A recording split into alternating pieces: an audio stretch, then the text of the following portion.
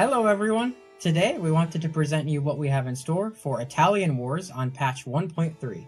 Joining me is the content designer who worked on the Italian Wars rework situation, Will, who you might also know as PDX Big Boss. After this pre-recorded presentation, we're going to open questions to you, our live audience. So if you have any questions during this presentation, please save them for that and we'll answer you there. The majority of our design direction on the situation was based on feedback given by you, the community, in previously posted Italian War posts. We asked you what your biggest pain points were and what you wanted to see out of the Italian War situation. Now, with that out of the way, let's dive into what Will had in mind for the Italian War situation. Hey Ryan. So first of all, the Italian Wars is it's a situation about war. It should be sort of earthquake in the geopolitics in Italy and around Italy. Because Italy has a lot of wealth. It has a lot of pubs, a lot of cities. Everybody wants their hands on Italy.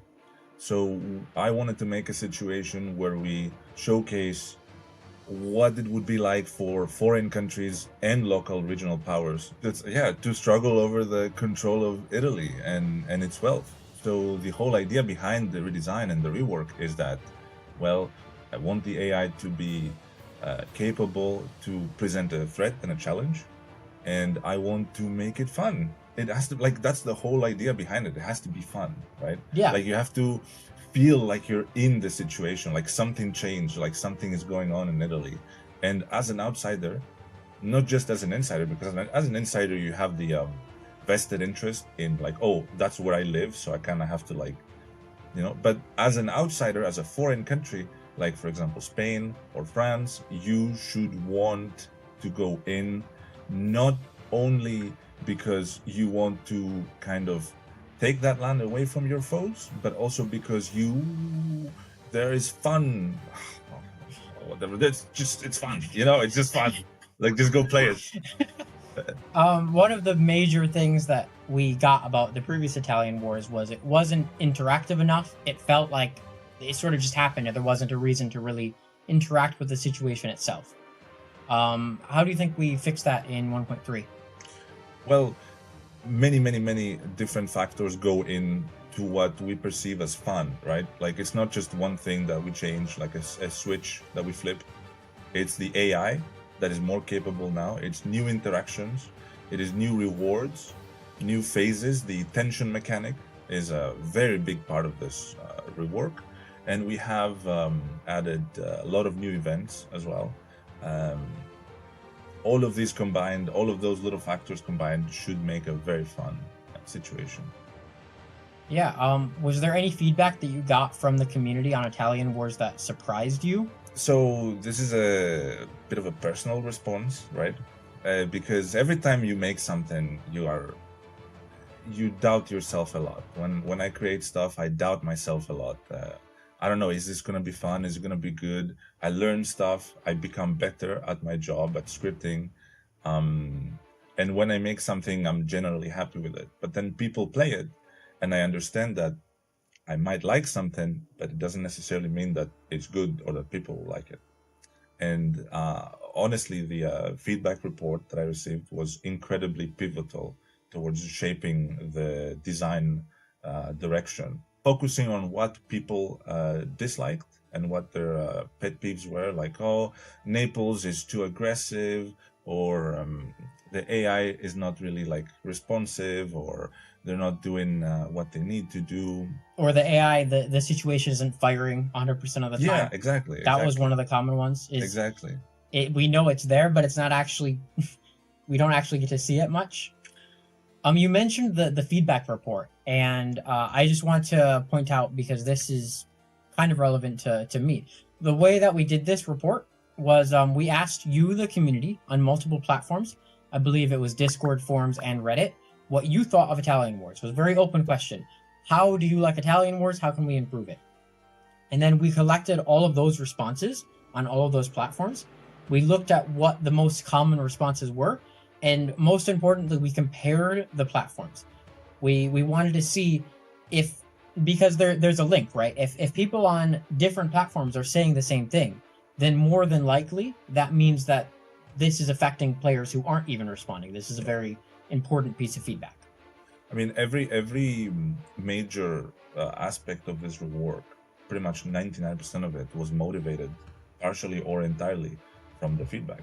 For example, people were complaining that there's no connection between the Gels and Ghibellines and the Italian wars. Now there is a connection. If the Ghibellines war were to win their situation, the HRE members of Italy would have an option and very likely end up in the HRE League in the Italian wars. If you win the Fate of the Phoenix disaster and you go to the Latin path, like you go towards Latinitas, you would have a very good time inviting Italian Latin countries into your Balkan League, because they would recognize you. Oh, you're one of us, basically. And the emergence of the Balkan League itself was also motivated by the feedback, because people wanted, they're like, okay, Byzantium has a link to the region, Rome, all that stuff. Improvements on the AI logic across the board, like a lot of time spent on like making sure that the AI makes not just decent choices, but intelligent choices based on what's happening. Yeah, choices that make sense. Yeah. One of the key features of this rework is the tension system. I know that's something that when you open up the new Italian Wars in 1.3, it's probably the thing that people will notice first. Is, ooh, there's this really, really colorful, neat tension bar. What does this mean? Can you tell us about the tension mechanic? So the tension mechanic is a visual representation of this steaming, boiling pot of aggression, and it's both a narrative tool and a visual representation and an actual mechanic with impact that affects the situation. It's a visual tool because you can see it and you can see, oh, like tension is rising, and that has an effect on the aggressiveness of the AI that surrounds the situation. It's a narrative tool because it's used in a lot of events and a lot of actions. And it's also a gameplay tool because it unlocks a lot of stuff. And and each threshold, 25, 50, 75, and 100%, has a lot of impactful effects that are probably going to shape the game and how you play and what happens. Yeah, for sure. And 1.3 is going to be an open beta. By the time this comes out, it will be an open beta very, very soon, if it's not already. So I'm sure that balance changes, the sort of numbers behind the tension and all the mechanics in the situation will change based on feedback. Absolutely. So that's very important to know. Other than tension, what other mechanics are in Italian Wars? Well, one aspect of it that I'm genuinely very proud of our UI team for is the actual UI of the situation. I am a big fan of situations need to be impactful. They need to be big. They need to be felt and seen. And one aspect that helps a lot in that is actually the UI of it. Like, it needs to be useful. It needs to be legible and visible, and it needs to convey the necessary information around like what you're doing in the situation, what you need to see there. And that is why we have two tabs now in the Italian Wars. The first tab is going to have your typical actions, and it's also going to show a nice little pie chart that shows how many locations of Italy does each league have. It's also going to show you active wars between league leaders. So if at any point Naples, leader of an Italian league, goes to war with France, you will know. And if you're a leader of another league, you'll be able to intervene in that war on either side. And the second tab, which is the every member of every league. And this is actually one of my favorite tabs because you can see all the members of all the leagues and how close they are to joining your own league if you're a leader. And you have an invite action and you have a bribe action. And it's actually, I took inspiration for this from CK2. Ooh. When you created a plot, you could see which characters were ready to join and which characters would join with a bribe. Yeah. I love me some CK2, by the way. Yeah. So it's helpful, it's useful. I'm hoping there is nothing that is not useful on that UI. Like all the information you're gonna need to navigate through the situation and have fun and enjoy something new is right there on the UI. Yeah, from what I've seen of Italian Wars so far, we're kind of setting a new standard for situations. Like, I think the current version we have already, from what I've seen of it, is one of my favorite situations in the game now because it's so interactive. One of the, I guess, pain points with situations in general, not just Italian wars, is that people want rewards for situations. I know that's one of the key points that you changed for Italian wars in 1.3. Right. So when I first made the Italian wars a long time ago, I was very timid and I was very like, oh, I don't want to do it too much, I don't want to like step on any toes. No, situations must step on toes. They need to be sought after. They need to be maybe not front and center of your attention, but something that you have to like pay attention to and do things in. And one of the ways to motivate that is balanced, fair rewards. And if you let's say, for example, you're France, you conquer Italy, or you subjugate Italy, and you expect a reward. Like, it's not just that, hey, now you have the land. Yeah, okay, that's nice, but you could have the land without the situation. So you now are going to have access to a new law, a unique law, the administration of Italy. You're going to have a permanent modifier, a very nice one, and you're going to have access to a unique new governor-like building. So it's like a governor, but you can only have one, and you can have it in Italy. And the reason behind that is because, well, when QA played the Italian Wars, the first iteration of them that I made recently, he told me, George told me, well, okay, I can conquer Italy, and that's nice and all, but like, I don't have any governors. I don't have like. Yeah, no what am I gonna do with this land? Yeah, it's basically land that like is ballooning my expenses, but is not like giving me anything in return. I was like, okay, I got you. Like, here's a nice casus belli that you can have against countries in Italy that are gonna have a lot less antagonism generated, and here's a nice building that can help you project. And what's even cooler is that the AI also uses this building. I have personally seen in a playthrough recently of my own, AI France plop down an Italian administration center, and I was very proud. I was like, hell yeah. If I see AI place buildings and I'm an Italian state, I'm gonna be like gunning for it. Nope, gone, destroyed. You might have won Italian wars, but you're not keeping this building. And you get to keep the building if you win the situation. Oh, nice. Yeah. Okay. And every policy in this law that you unlock, you're gonna have one policy unique per foreign league and 3 generic policies for the Italian leagues.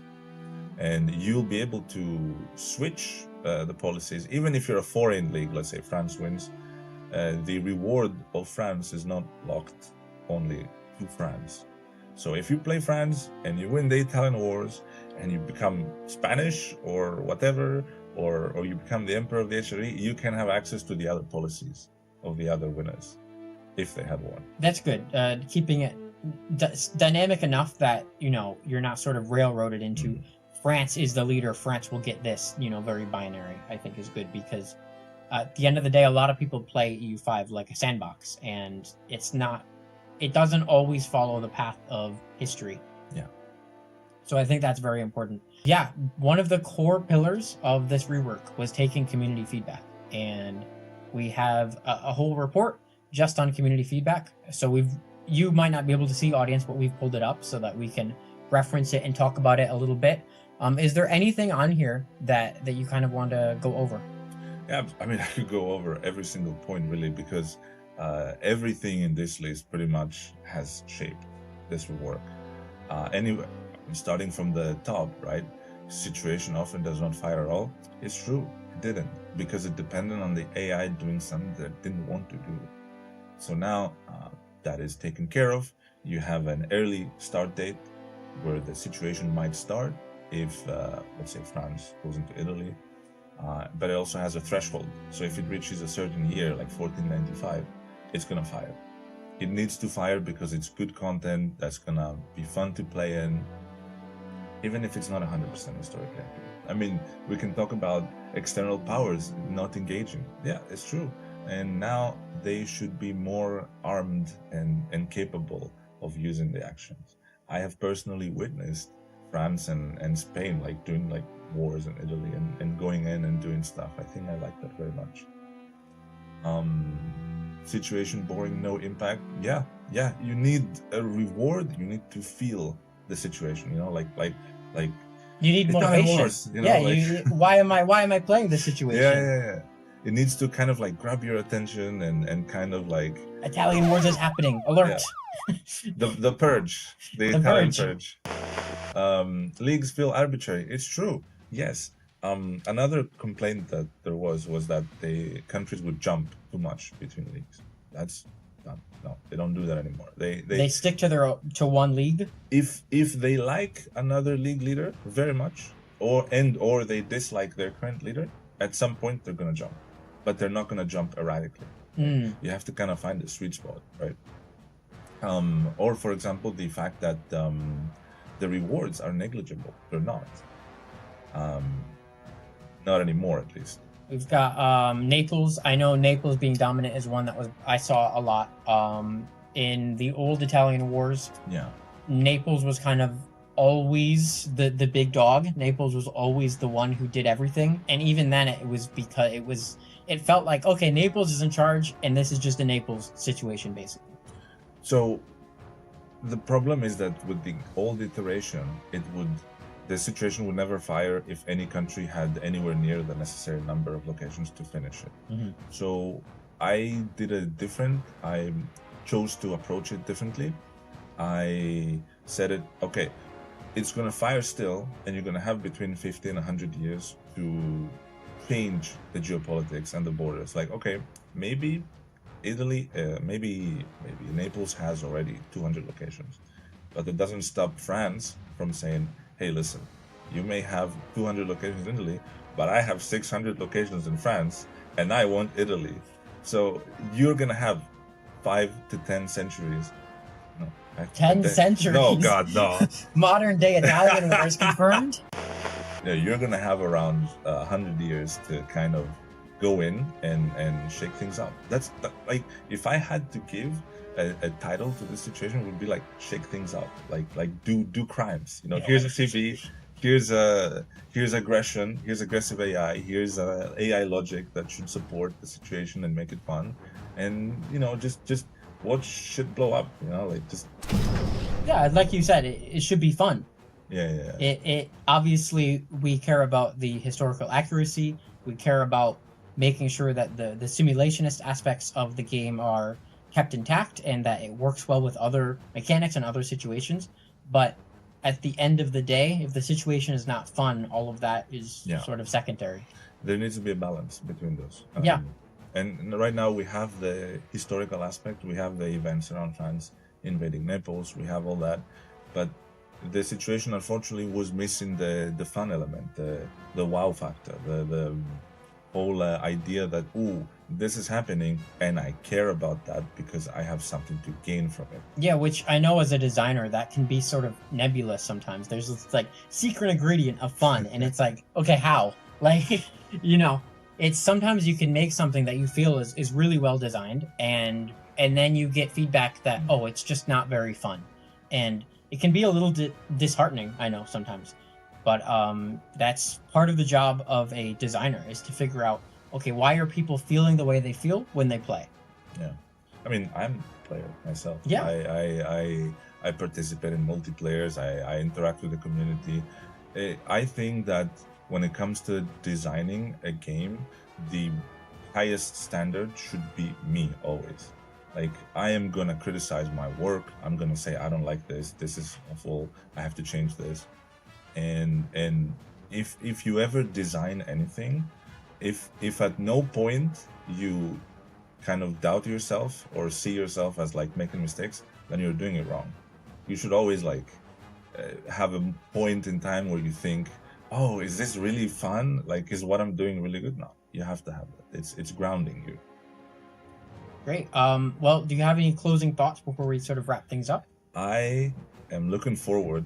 I'm an avid multiplayer fan. I love multiplayer. Every situation that I design, I do so with multiplayer in mind. Like, how is this going to be fun if players interact with it? Because the AI, you can make it interact with anything. Like it's easy peasy. Press a button, do this, do that. But how does this situation go in multiplayer? For example, there is a new special status in Italian leagues called the sponsor. You can have sponsors for leagues, and sponsors can give you a lot of money every month and a lot of manpower. So think about it this way: you're playing multiplayer, you're Milan, I am France. I'm like, hey, I want your capital. You're like, no, I don't. No, don't take my capital, please.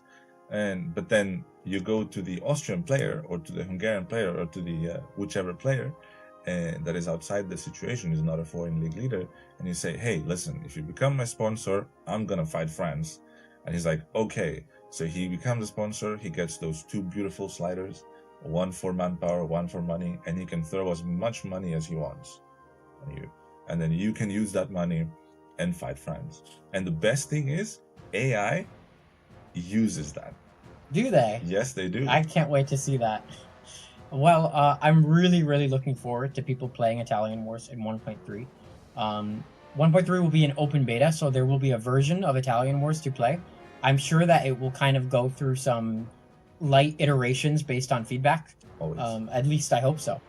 Because that's what community feedback is for. That's the kind of the idea behind an open beta. You can be the best designer in the world, and I'm not. But there's nothing that beats many brains working on something, or many pairs of eyes working on something. Yeah, and we do have many pairs of eyes on Italian Wars right now. So yeah, I'm really looking forward to you playing it. We can't wait to see what you think of it. And if you are watching live, now is the time to start asking questions in the chat. Just let us know, and we'll be here for a little while to help answer them. If you're watching pre-recorded, then we hope you enjoyed the presentation, and we'll see you later. Bye-bye.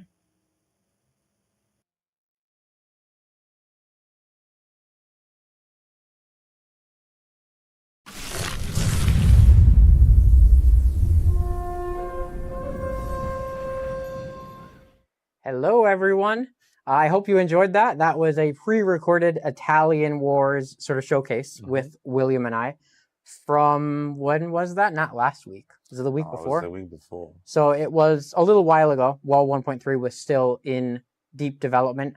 Now 1.3 still in development, but it is now in open beta.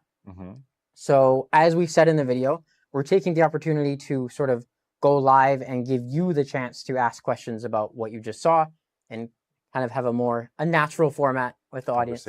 Yeah, a conversation, exactly. So we have chat open. So if you have any questions, especially about Italian Wars, please just shoot them our way and we will answer them. 2 questions, because one isn't Italian related. The Q&A feature.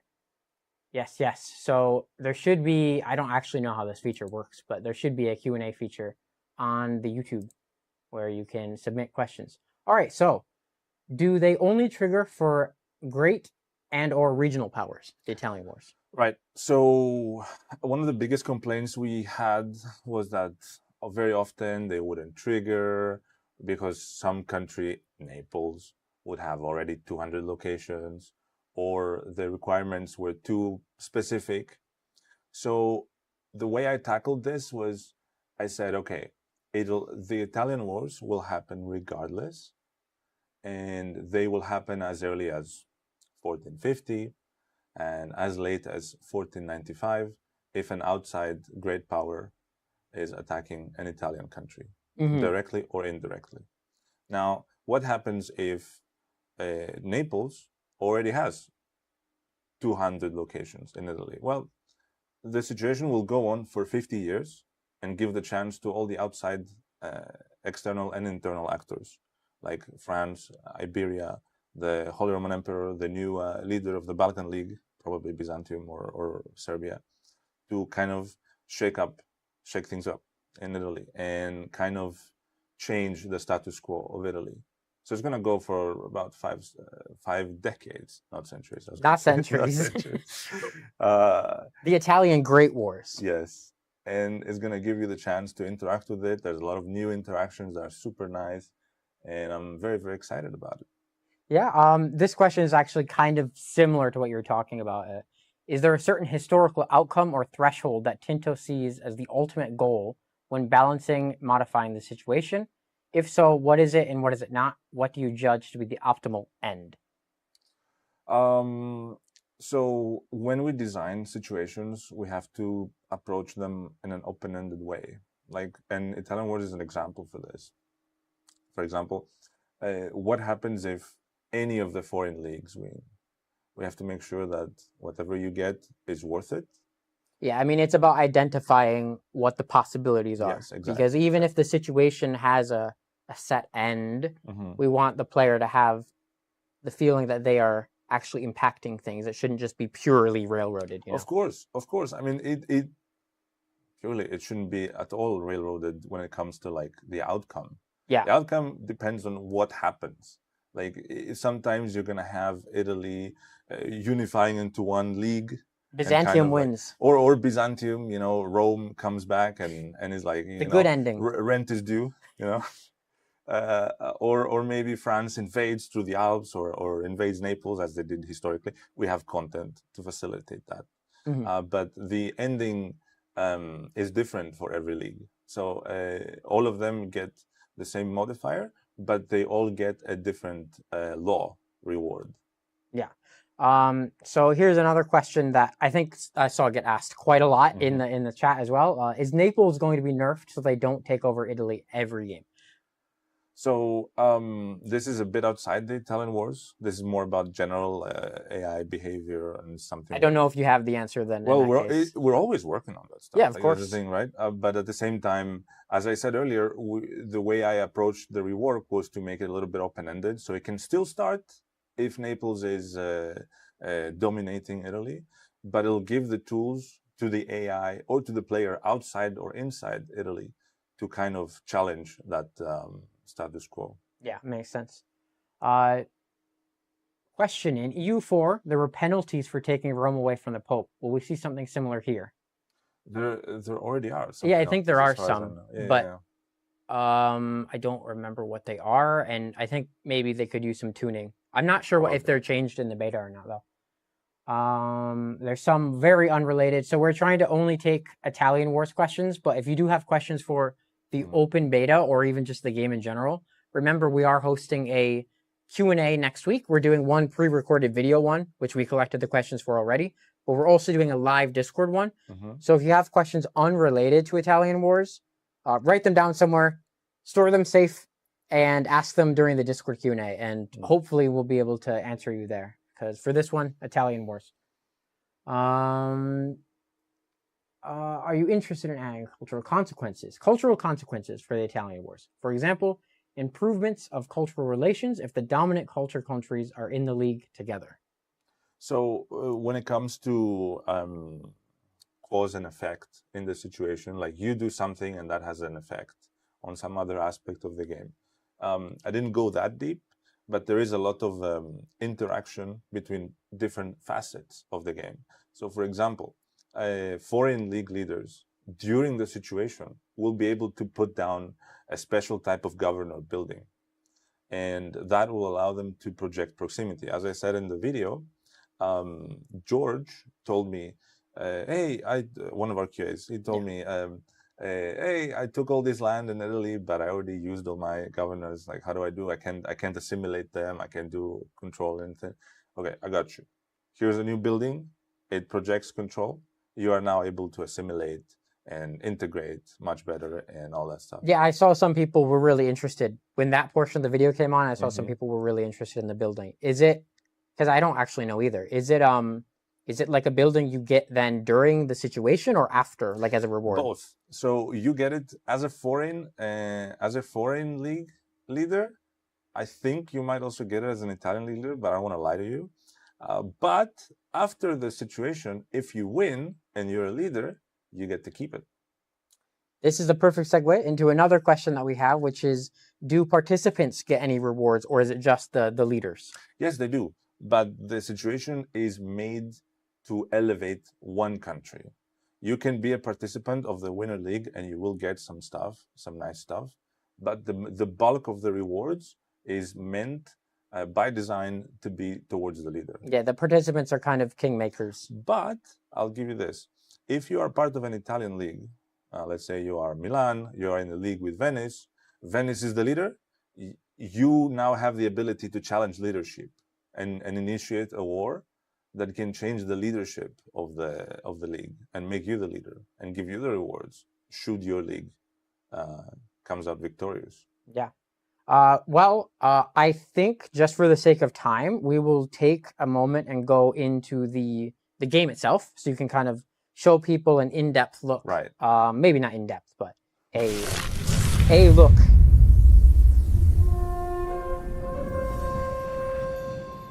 There we go. Okay, so we are in game. Like I was saying, hopefully just give a chance to give people a look at what the Italian Wars actually looks like in action. So this is one of my save files where I was playing as Milan. And I did so for the express purpose of testing in a live scenario, like how it would look like. So right now, in the situation, we have the tension mechanic, which is, in my opinion, the coolest bit of it. It's, as I said in the Tinto talk yesterday, is both a narrative tool and a tool and something that impacts gameplay greatly. It impacts narrative because it's a way to convey that there's this like boiling point, this flashpoint, that stuff is going to blow up and happen, and there's going to be wars, outside intervention, Castile going into Italy, France is like, no you, and like intervenes in the war, and then the HRE is like a WWE match, you know, he comes in with the chair and out of nowhere. Yeah. I've seen some people ask about, will the event fire if they load a save from like 1.25 and they're just opting into the beta? I wouldn't try it. I mean, I think it might, but like, I think so. I don't know. I mean, maybe the recommended sort of policy on that for any big updates is it's usually always better to start a new save, because we can't really guarantee that stuff is not going to be broken. Yeah. Most of our testing is done with the assumption that it's a fresh save. Yeah. Like, look, here at 25 tension, it tells you what is unlocked. You have new actions, new effects. At 50%, there's going to be an increase in demands in goods across Italian markets, because countries are starting to militarize, they're starting to amass armies, the price of goods is now affected. So weapons, iron, all the necessary relevant goods are increasing at 75%. And this is a very big change that I made. Italian leagues no longer automatically defend all their members. Oh. The defense kicks in at 75. So that's when they start auto-defending. Yeah. Okay. So and the higher the tension is, the more wild the effects. You can pick people off before that. Then. Yes, you could. But doing so would increase tension faster. Nice. Of course, outside foreign league leaders will be able to violate Italian sovereignty. It's like basically a way to force military and food access. This also helps the AI kind of like figure its way inside Italy and stay within logistic distance. You'll be able to. We showed in the Tinto talk yesterday the panel here where there was a war between the French country and Naples, and this had the join buttons or both sides, and you'll be able to intervene on either side if you're a league leader. What else do you get? All three Italian league leaders bring. Okay. And at the 100 tension, truces are annulled. If you finish a war at 99% tension between France and Naples, Naples just finished like kicking the boot out of France or something, and no truce. You can go again, round 2. Yeah. All league leaders gain the ability to call their members. Oh, you can call your league members in offensive wars. So if you have a big league, like unrelated offensive wars, you could play this situation diplomatically and try to garner as many members by stacking up your diplomatic reputation and your modifiers and all the green stuff that everybody likes. And then by having a powerful league and maintaining it for 50 years, you'll be able to kind of use the weight of these countries you have in your league and kind of use them offensively. Here's a question: if you challenge leadership within your league, is there anything preventing your league from being jumped on by other leagues while you're busy fighting the war? No. Does the war for leadership end? No. So it's an inherent risk. Yeah. If you're trying to, if you're gonna aim for the king, you better not miss. Exactly. And you have to be, it has to be planned well, because usually league leaders are the rather strong countries in the league. Yeah. So taking on a strong country and then having France RKO over you while you're in that thing, it's oof. Maybe get some friends before you challenge the league leader. Everything is better with friends. Everything's better with friends. So when it hits 100, it starts decaying slowly until it reaches 0, and then we go again. It's the cycle. I quite like some of the actions I've added here. I like 45 key location. I noticed that the Alps are very strategically nice for defense. So I was like, what if there was an action that allows you to kind of empower your forts? Make the Alps even more OP. Have the, because usually you're going to be on a disadvantage if you're Milan and you are going against a country like France. So with this action, you'll be able to kind of stand your ground a little better. Yeah, that's nice. A question: does the governor reward you get from the league war count towards your total governor cap, or is it separate? No, it doesn't. So it's actually a pure bonus. It's a pure. Actually, let's go into the bonuses. Right? Yeah. Let's have a look. So if, as I said, every foreign league has different rewards. So there's going to be a different reward for the French league, for the Iberian league, and all of them will unlock a law called Administration of Italian Lands. This is the bomb. This is really powerful. So some of them are generic. So you're going to have 3 generics and then 1 unique one based on which one you finish with. So if you are Spain, you will have this one, which gives you trade income, and every single location you own in Italy gets a 20% discount for its proximity. So think about it. You're using the new governor building. This will make your proximity radiate so well that it's like you're having a second capital. Yeah. That's kind of crazy. And Italy is really valuable land too. Yeah, exactly. Arguably, control in Italy, matters more than control in random middle of Hungary or whatever. It's a very well urbanized region with a lot of great goods and buildings and pubs. France will have something different. They get an extra cabinet seat and also generate more crown power. But beyond this, you gain this permanent modifier that gives you the ability to maintain the Italian administration center. That's the government. The governor building. The governor building. And it gives you a new modifier called crown power from population. This is one of the most potent sources of crown power. To give you an idea of how potent 10% is, in my current game as Milan, and I'm very well centralized, I'm only getting 9% from this. Yeah, it seems like a pretty good modifier, honestly. With how crown power works, and it's a little bit too deep to try and explain live, but that's more is better. More is better. More is better. That's the best way to explain it. Can banks participate in the Italian wars? Every country can participate in the Italian wars. And actually, there's now a role for, and this is one of my favorite bits, maybe even more to my liking than the tension mechanic, foreign sponsors. Let's say you play a multiplayer game. You have 20, 30 people in Europe. Everybody's trying to beat each other out with sticks, you are Milan, you have a player in Hungary, French players invading Italy. Oh no, I'm Milan, I'm so weak, I cannot. You sponsor me now or I'm unfriending you on Discord. Exactly. So you can go to the Hungary player and say, listen, you hate France. Everybody hates France in game. Of course. They're the villains. Yes. And you say, I want you to sponsor me. It is working somewhat like the military sponsorship for crusading orders, but better.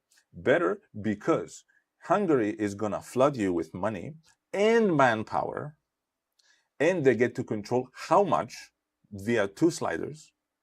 So they're going to have a slider. Like how much funding you get. Yeah. So you get a certain amount of money based on how much they give you, and you can see that in your Italian league UI. You can see how much money you're getting and from who, and how much manpower. And in return, Hungary is going to get powerful bonuses for each one of the sliders. Yeah, So yeah. the more money they pay, the more of those modifiers that they get in return. Is there anything else you want to show in game before we kind of take it back to the just us view? We have the guys in UI did a fantastic job. They reworked. They made this panel so beautiful. You can see all the members here, how close they are. Because when I said I'm facilitating the diplomatic aspect of the situation, I meant it. Like, you can see how close each country is to joining your league, and you can kind of plan. You can bribe them when tension gets above 25, and bribing is like, okay, you don't want to join, but what about now? Like, what about now? And maybe just a little bit more. And it's one of my favorite panels. It's incredible. You have filters to see all the leagues separately, and filters here, and it's super nice, super nice. Will crown power from population be global or just for Italian wars? I'm pretty sure this is referring to the permanent modifier that you showed. Yeah, so, and yeah, that's global. Everybody has it, right? It depends on your control. But it's just a modifier to that. So if you have it, if the policy is enabled, you keep it. Yes, of course. No, it's not just Italian wars, which is why it's pretty strong. It is really powerful, because the thing is, we operated a lot on the feedback we received, some wonderful reports, right? And a lot of people were like, oh, this kind of doesn't work how it should be, that.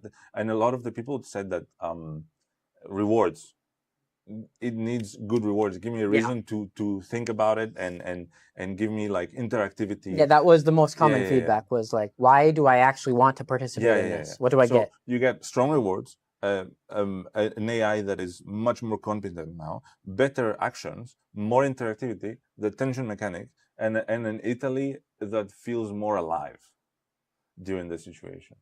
It's very buzzwordy, but it is true. It's the best way to describe it. Is an Italy that feels more alive and less like, oh, there's just this thing happening.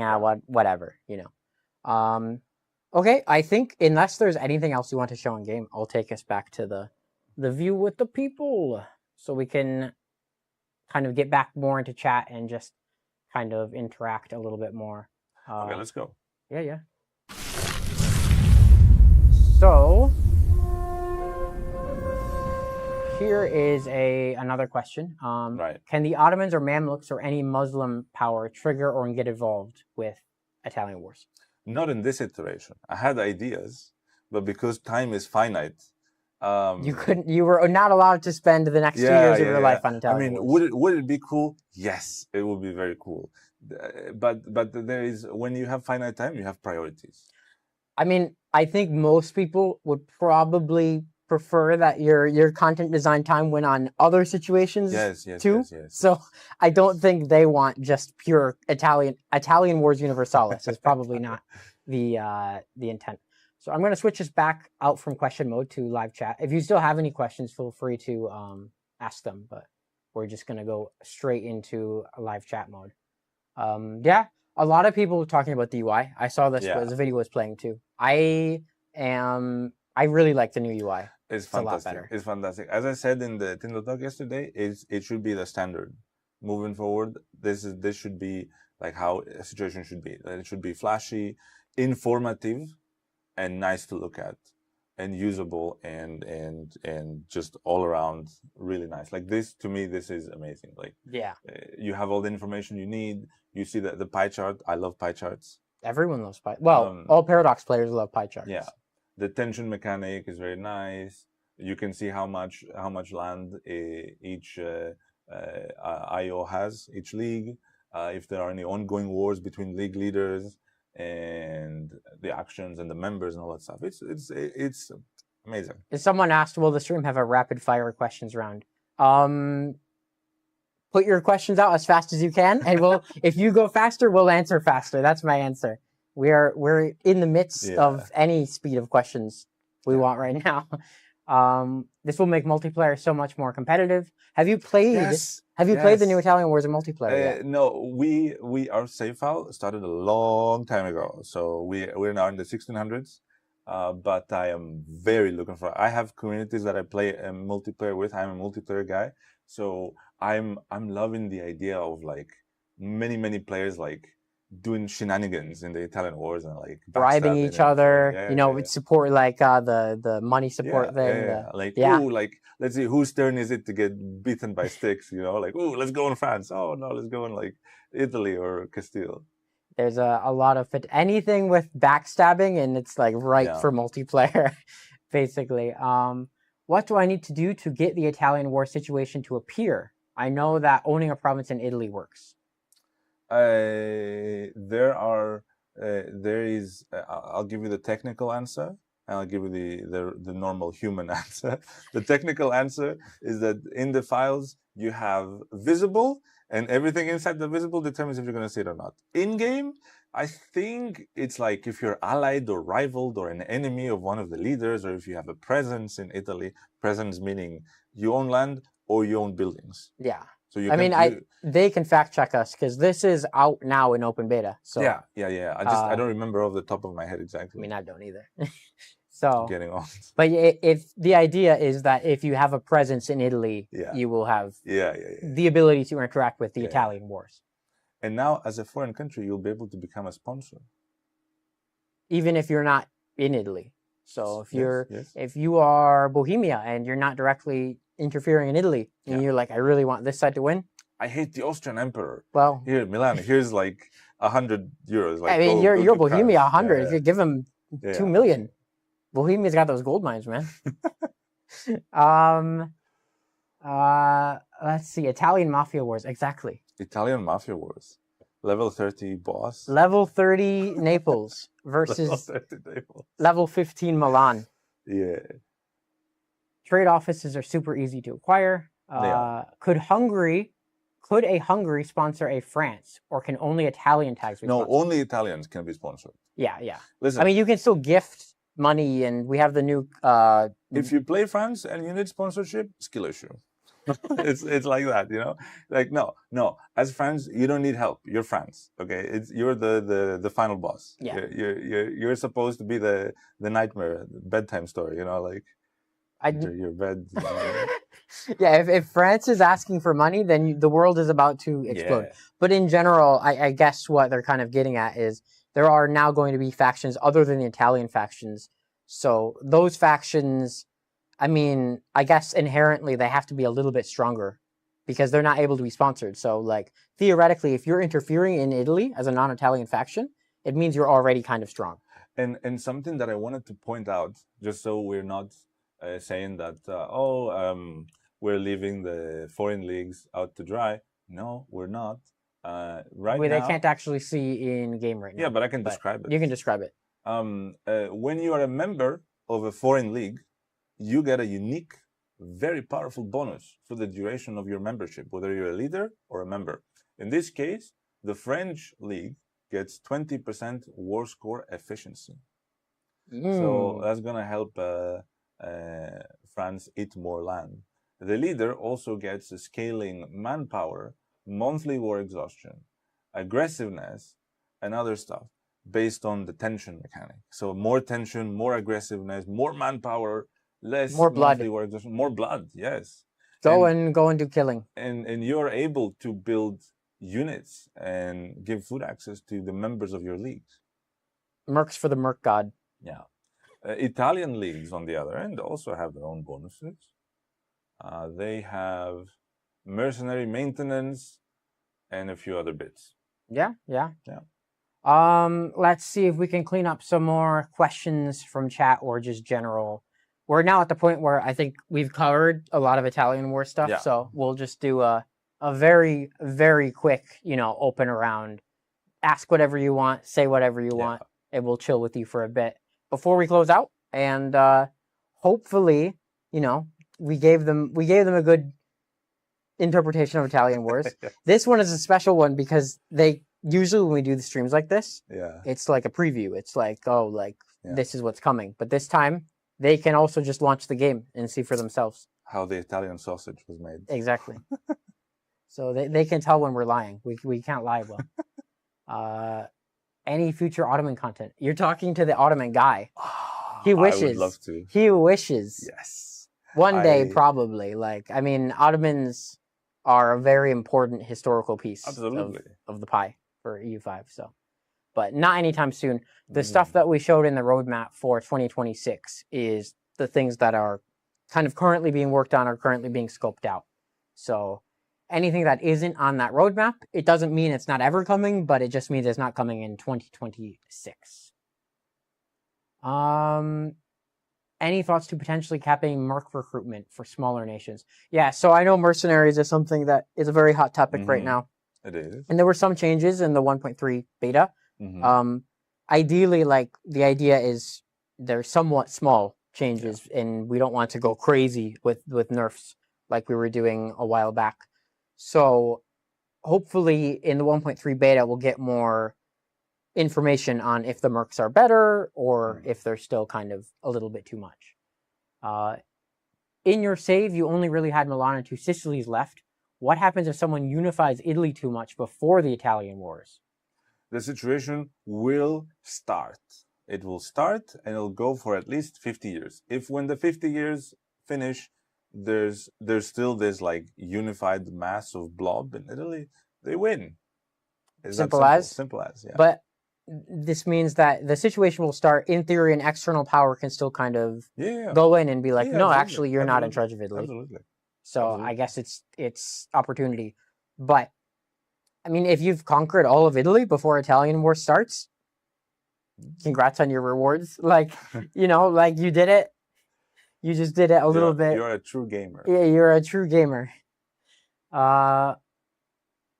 Events for Burgundy considered. Burgundy stuff is going to be looked at later in the year on the roadmap we talked a bit about Old Alliance. We'll see when we get there. When we get there, we'll see. I mean, we don't even know for sure, but if it's going to be anywhere, it'll likely be there. What else do we have? Byzantium interaction with Italian Wars, Latinitas only? Yes. Or is there Hellenic related content? So no, it's only Latinitas, because the idea behind it was that, hey, like, Rome is back. You know, kind of like the OGs. Whereas like Hellenic is more the Greek. Yeah.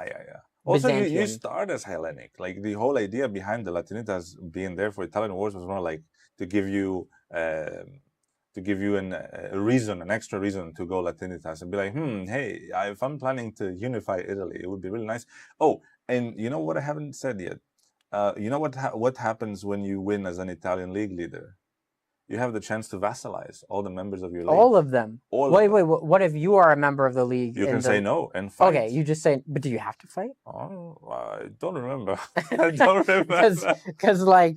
I think not. I helped you win and now you're just going to kill me? Yeah. I mean, like... It's just business. Yeah. Just good business. Yeah. Did you guys add any new formables? I don't know. I don't think so. So we have like a Gorillion advances and we have a lot of new advances and like policies and stuff, but I don't know about formables. Okay. So we're getting a lot more questions that I think should probably be saved for the Discord Q&A that's coming. Sure. Yeah. Because that has a much broader spectrum of people who can answer.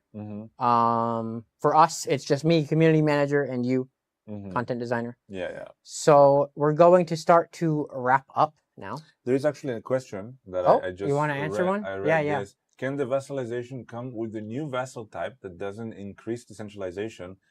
Because otherwise, I'd rather conquer. There's nothing stopping you from releasing the subjects if you don't want them. You don't want them. It's like, I'm giving you free land, and you're like, no, I don't want it. Like, no.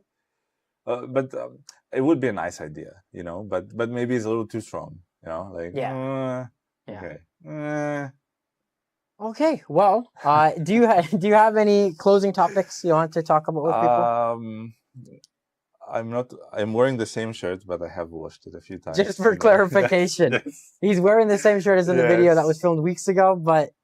Allegedly. I have moved from this chair. You know, like I've gotten out. I'm going to work. And I could make you walk the plank. I could say he's sitting behind me every day, same shirt. What is going on? Yeah.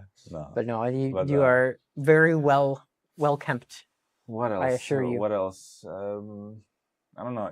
I've played it a few times. Can I say it was fun, or is it too biased?